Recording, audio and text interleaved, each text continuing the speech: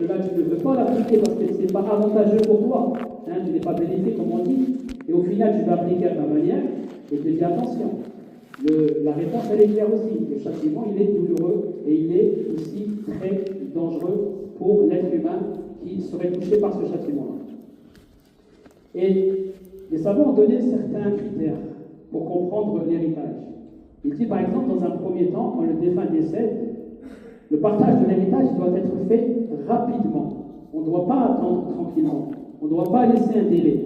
On doit aller vite. Certains vont dire qu'il faut attendre 40 jours. On ne sait même pas d'où vient ces 40 jours par exemple. Certains vont dire on va attendre tel. Non, il n'y a rien à attendre.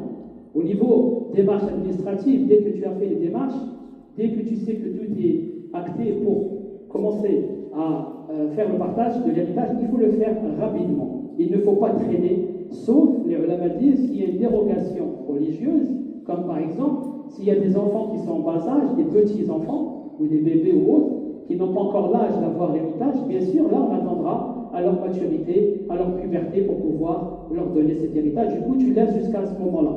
Hormis cela, il n'y a pas d'autre dérogation, on va dire, exceptionnelle, qui peut te donner le feu vert ou le fait de prolonger ou de retarder le partage. Notamment, le deuxième point sur lequel les savants insistent, ils disent qu'il faut savoir que celui ou celle qui prend l'héritage, il doit savoir qu'il a ce droit-là. Mais en même temps, il doit prendre que ce qui lui est dû, ce qu'il a le droit de prendre. Il n'a pas le droit de prendre plus que ce qu'il doit prendre réellement selon le découpage et le partage de l'héritage.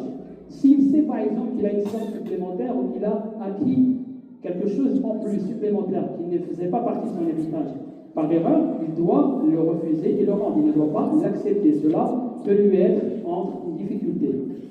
Allah subhanahu wa ta'ala nous dit justement dans Surat Nisa, toujours sur les femmes, verset 10, ceux qui mangent injustement les biens des orphelins ne font que manger du feu dans leur ventre et ils brûleront bientôt dans les flammes de l'enfer.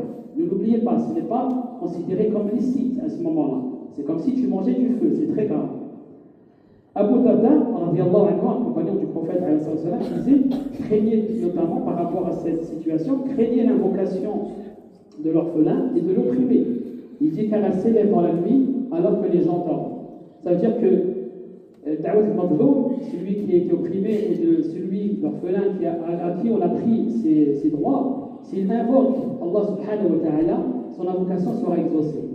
Et ça veut dire que le retour, la réponse sera terrible pour la personne qui a pris ce qui n'était pas de son droit.